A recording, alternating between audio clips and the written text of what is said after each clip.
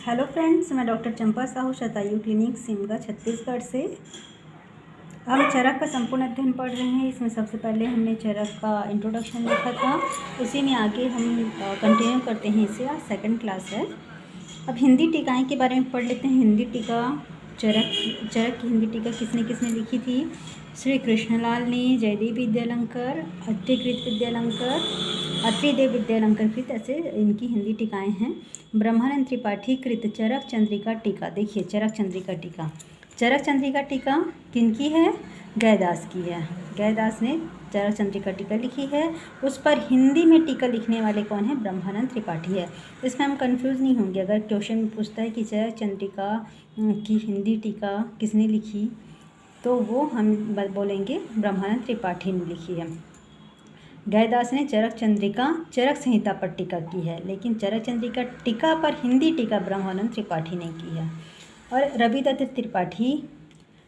त्रिपाठी देखिए, रवि से रविवार ले लेते हैं। संडे को सबका मन अच्छा लगता है ना, मनोरमा रमा रहता है। संडे के दिन बड़ा हैप्पी होता है क्योंकि उस दिन सबका छुट्टी होता है।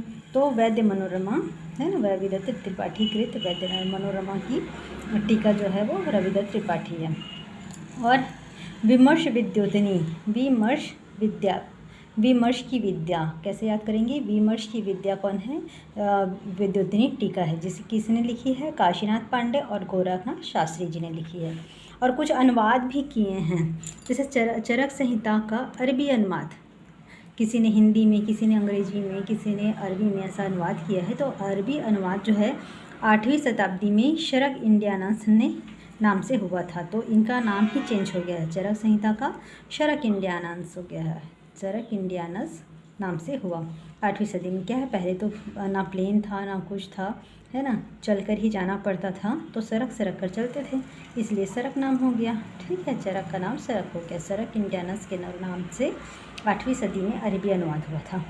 चरक संहिता का अंग्रेजी अनुवाद सर्वप्रथम किसने किया? देखो, अंग्रेजी में अनुवाद करना बहुत बड़ी बात होती है ना, इसलिए इन्हें कवि रत्न की उपाधि मिल गई। कवि रत्न की उपाधि मिल गई है। अंग्रेजी में अनुवाद किया तो किसने किया? सबसे पहले कवि रत्न अविनाश चंद्र ने। अविनाश चंद्र जिसका विनाश कभी नहीं होता, ऐसा। अब उनका विनाश तो होगा ही नहीं ना, हम तो हमेशा उन्हें याद ही रखेंगे कि सबसे फर्स्ट में अंग्रेजी में अनुवाद इन्होंने ही किया था। ठीक है, तो ये 1891 से 99 में कलकत्ता में प्रकाशित हुआ था। फिर थर्ड पॉइंट है अंग्रेजी अनुवाद 6 संस्करणों में हुआ है। डॉक्टर प्राण जीवन मेहता ने किया है इसको। 1949 में जामनगर से प्रकाशित किया गया है। 1949, देखिए हमारी आज़ादी कब मिली थी? हमें 1947 को मिली थी, है ना।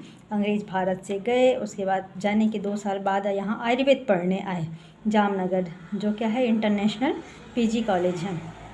तो पढ़ने के लिए आ रहे हैं, अब अंग्रेज आ रहे हैं यहाँ पढ़ने के लिए, तो हमें इंग्लिश की बुक रखनी पड़ेगी ना। तो अंग्रेजी में अनुवाद 6 संस्करणों में डॉक्टर प्राण जीवन मेहता ने सन 1949 में जामनगर से प्रकाशित किया। हिंदी भाषा में प्रथम अनुवाद पंडित ज्वाला प्रसाद ने लाहौर से किया। अब ज्वाला देखो, ज्वाला लेकर के सभी है ना हिंदुस्तान पे हिंदी में, हिंदी भाषा में ही सभी जगह पढ़ाई होनी चाहिए करके सभी ज्वाला लेकर के उमड़ पड़े हैं।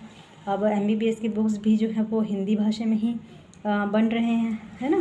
तो हिंदी भाषा में प्रथम अनुवाद किसने किया? पंडित जवाहर प्रसाद ने लाहौर से किया। फिर तेलुगु व्याख्या किसने की है? विश्वनाथ शास्त्री ने कौमुदी नाम से की है। ठीक है, कौमुदी नाम से तेलुगु भाषा में व्याख्या विश्वनाथ शास्त्री ने, ठीक है। उसके बाद हम इनके कुछ आचार्य हैं, उनका जो भी चरक संहिता में जिनका नाम आया है उन सभी के बारे में थोड़ा पढ़ लेते हैं। जैसे कि सबसे पहले आया है भारद्वाज कौन थे? भारद्वाज कौन थे? जिन्होंने इंद्र से ज्ञान प्राप्त किया था, वो थे भारद्वाज के पिता कौन है? बृहस्पति किसको बोलते हैं? गुरुवार बृहस्पति है ना, बृहस्पतिवार गुरुवार गुरु हैं। ये बृहस्पति कौन है? इंद्र जी के गुरु थे। इसीलिए ही अपने गुरु के बेटे को ही इंद्र जी ने आयुर्वेद का ज्ञान दिया था, है ना। और कोई तो ऋषि नहीं गया कौन? भारद्वाज ही गया।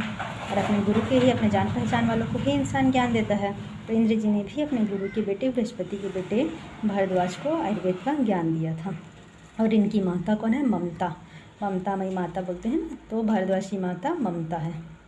फिर चरक संहिता में भारद्वाज को तपस्या बहुत करते थे ना, हठी थे, तप कर करके भाई हम तो तप करेंगे ही जब तक हमें कोई चीज़ प्राप्त ना हो जाए तब तक, इसलिए इन्हें उग्र तपा कहा गया है। ठीक है, और इन्हें अमितायु भी बुलाए। देखो सबसे पहले इनको क्या हो गया, आयुर्वेद का ज्ञान हो गया। धरती के, पृथ्वी के सभी ऋषि मुनियों में सबसे पहले इनको ही आयुर्वेद का ज्ञान हुआ था। तो जिनके पास आयुर्वेद का ज्ञान रहेगा भाई उनकी तो आयु बढ़ेगी ही, इसलिए इनको अमितायु भी कहते हैं। उसके बाद सेकेंड ऋषि हैं आत्रेय। भारद्वाज से आत्रेय ने आयुर्वेद का अध्ययन किया था। तो आत्रेय, चरक संहिता में 3 आत्रेयों का उल्लेख किया गया है। ठीक है, तो पहले आत्रेय हैं पुनर्वसु आत्रेय, दूसरे कृष्ण आत्रेय, तीसरे भिक्षु आत्रेय। तो पहले पुनर्वसु आत्रेय। आत्रेय जो हैं अत्रि के पुत्र और शिष्य, अत्रि मतलब अपने पापा को ही उन्होंने अपना गुरु बना लिया है। अत्रि के पुत्र और शिष्य थे, है ना, और भारद्वाज से आयुर्वेद का ज्ञान प्राप्त किया था। इनकी माता चंद्रभागा थी, इसीलिए इनको कहीं कहीं पर चंद्रभागी या चंद्रभाग ऐसा नाम से भी संबोधन किया गया है चरक संहिता में। फिर दूसरे आत्रेय हुए हैं कृष्णा आत्रेय। चरक सूत्र 11 में जो सप्तत्रिक अष्टत्रिक का वर्णन जो किया है ना, वो इन्होंने ही किया है। अष्टत्रिक का वर्णन जो है वो इन्होंने ही किया है, कृष्ण आत्रेय ने। और महाभारत में भी काय चिकित्सक मतलब एमडी मेडिसिन के रूप में कृष्ण आत्रेय का उल्लेख हुआ है। फिर भिक्षु आत्रेय होते हैं। भिक्षु आत्रेय चरक सूत्र 25 यज्ञ पुरुष अध्याय में कालवाद का समर्थन किया है। इसको कैसे याद करेंगे, देखो क्या होते हैं भिक्षु मतलब भिखारी। भिखारियों का भी अपना एक समय आता, अपना टाइम आएगा, अपना टाइम आएगा, सुने हैं ना लोग ने गाना। तो भिक्षु आत्रेय, भिक्षु मतलब भिखारी का भी समय आता है ना, इसलिए बोले कि कभी भी समय परिवर्तन हो सकता है। तो इन्होंने कालवाद का समर्थन किया है ना। ये पुरुष की उत्पत्ति के लिए अलग अलग आचार्यों ने अलग अलग बात बताया है, तो इन्होंने कालवाद का समर्थन किया पुरुष की उत्पत्ति के लिए चरक सूत्र 25 यज्ञ पुरुष अध्याय में। फिर आत्रेय के शिष्य 6 शिष्य हैं, है ना। अग्निवेश, पराशर, जतुकन, हारी, भेल, छारपाणी। यहाँ पे शिरपाणी है, गलत है, ये छारपाणी है ना। इसे हम कैसे ट्रिक से याद कर सकते हैं, अपराजित हैं भेल छार, अपराजित हैं भेल छार। अ से अग्निवेश, परा से पराशर, फिर जित से जतुकर्ण बोल सकते हैं, फिर है से हारी, फिर फेल और छारपाणी।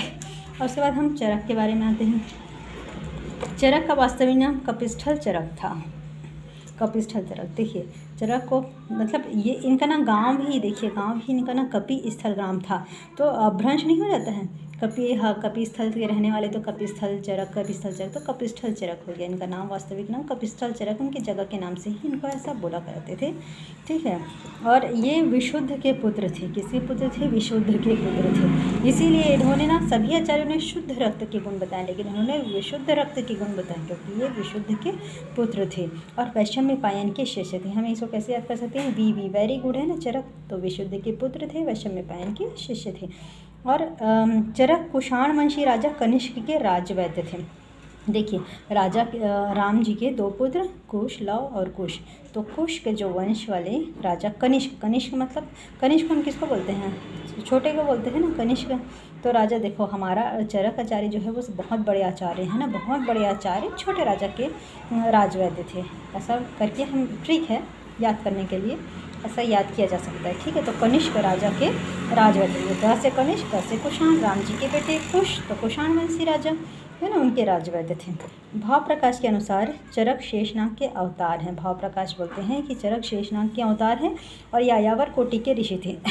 देखिए आजकल चरक जयंती भी मनाई जा रही है ना, कि कौन से दिन मनाते हैं, नाग पंचमी के दिन मनाते हैं। क्यों मनाते हैं, क्योंकि इन्हें शेषनाग का अवतार माना जाता है, इसलिए नाग पंचमी के दिन चरक जयंती मनाया जाता है। देखो ऋषि जो होते हैं ना 2 प्रकार के होते हैं, तो शालीन, दूसरा यायावर। शालीन मतलब जो कुटी बना के रहते हैं, यायावर मतलब जो घूम फिर कर ज्ञान का अर्जन करेंगे, लोगों के ट्रीटमेंट भी करेंगे। ठीक है, तो कुटी बनाकर रहने वाले कौन होते हैं, जिनको ओटी की नीड होती है। भाई सर्जन है, बिना ओटी के तो अपना ट्रीटमेंट कर नहीं पाएंगे ना, तो उनको ओटी की नीड है, तो ओटी में ही रहेंगे, बाहर नहीं रहेंगे। तो जो धन्वंतरी संप्रदाय के लोग हैं वो शालीन श्रेणी में आते हैं और यायावर श्रेणी में चरक संप्रदाय के आचार्य आते हैं। फिर चरक का निवास स्थान, चरक का निवासन पंचनद प्रांत, पंचनद मतलब 5 नदियों का संगम, पंजाब। ठीक है, पहले क्वेश्चन भी आते थे चरक किस राज्य से संबंधित है, पंजाब से संबंधित है। ठीक है, पंचनद पंजाब।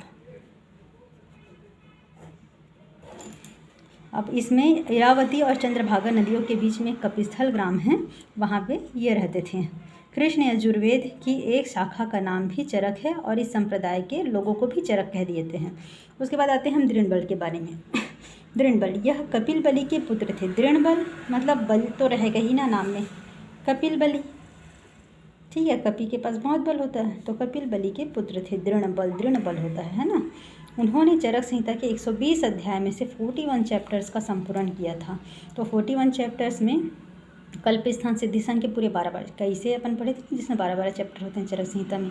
तो क से कल्प स्थान और स से सिद्धि स्थान, ई का इंद्रिय स्थान तो चरक ने ही लिख दिया था, है ना। तो ये 12 चैप्टर का संपूर्ण इन्होंने किया था। और चिकित्सा स्थान के 17 अध्याय। अब इनके 17 अध्याय पढ़ने से तो अच्छा है कि हम चरक के 13 अध्याय पढ़ लेते हैं, ठीक है। तो चरक का पहला दूसरा चैप्टर कौन सा है? रसायन और वाजीकरण है, ठीक है। रसायन और वाजीकरण ये इनको चरक संहिता मतलब चरक ने ही लिखा है। उसके बाद निदान स्थान के जो 8 चैप्टर हैं, 8 मतलब रोग वाले, ज्वर, रक्तपित्त, गोल, प्रमेह, कुष्ठ, राजयक्ष्मा और उन्माद और अपस्मार। उन्माद और अपस्मार को हटा के उसके 6 चैप्टर को इन्होंने लिखा है। उन्माद और अपस्मार अगर हटा देते हैं तो यहाँ तक राजयक्ष्मा तक 6 चैप्टर चरक ने लिखे हैं। और बाकी जो 5 अध्याय हैं ना, उसको हम इस तरीके से कोड बना लेते हैं। विद्युम, विद्युम नामक कोई बालक होता है, उसे हम आ करके बुलाते हैं, आ विद्युम, आ विद्युम, ठीक है। तो आ विद्युम तो क्या होती है? कॉमन डिजीज़ क्या होता है लोगों के साथ? कॉन्स्टिपेशन होता है। कॉन्स्टिपेशन का कॉम्प्लिकेशन होता है अर्श, है ना, अर्श। कॉन्स्टिपेशन अगर किसी को बहुत दिन तक रहा तो उससे अर्श होने के चांसेस ज़्यादा होते हैं। तो अ से अर्श, और अर्श कॉन्स्टिपेशन रिलीव करने की मेडिसिन अगर हम ज़्यादा मात्रा में ले लेते हैं तो क्या होने लगता है? अतिसरण होने लगता है, लूज मोशन हो जाता है। तो अतिसार, अर्श और अतिसार। अर्श अतिसार, वी से विसर्ग, द्वि से द्विव्रणी और म से मदात्य, आविद्य। ऐसे करके इनके 13 चैप्टर होते हैं। इनको छोड़कर बाकी शेष 17 चैप्टर हैं उनका वृंदल ने संपूर्ण किया है।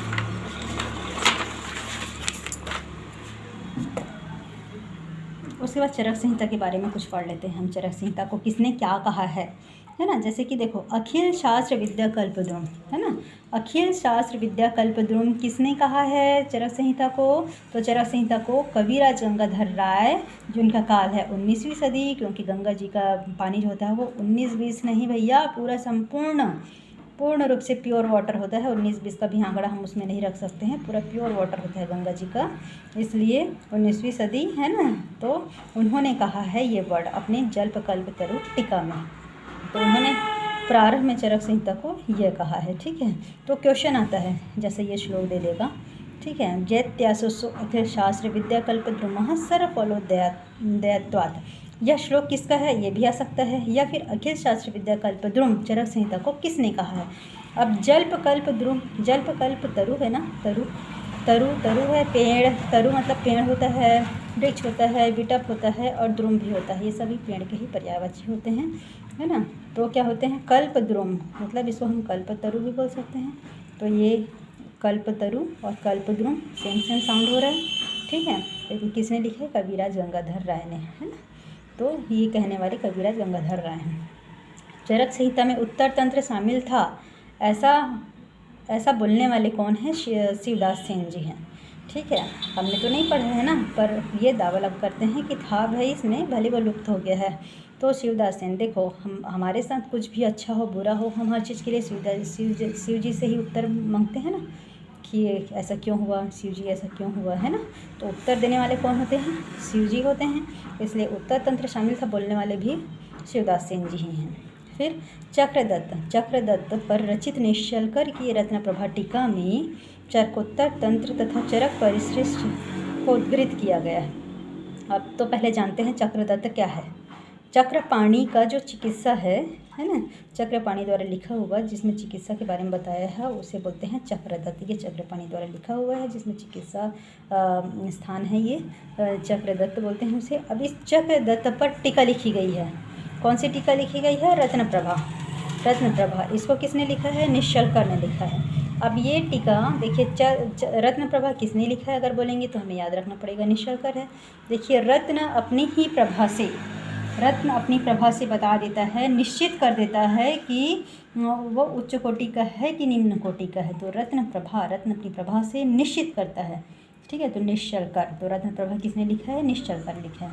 अब ये रत्न प्रभा लिखा निश्चलकर ने है, और ये किससे संबंधित है? चक्रदत्त। जो चक्रपाणी द्वारा चिकित्सा लिखा गया है उस बुक का नाम है चक्रदत्त, ठीक है। उस पर यह टीका लिखी गई है।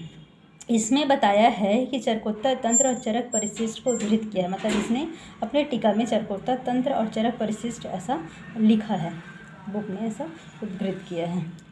फिर विहत्रई में चरक संहिता को मूर्धन्य अर्थात सिर के समान माना गया है। देखिए सिर, मूर्धन्य मतलब सिर होता है, सिर क्या होता है, हेड होता है, हेड, HOD है ना, हेड ऑफ डिपार्टमेंट। जो बृहत्त्रयी है ना, चरक, सुश्रुत और वाग्भट, इसमें HOD कौन है, चरक है।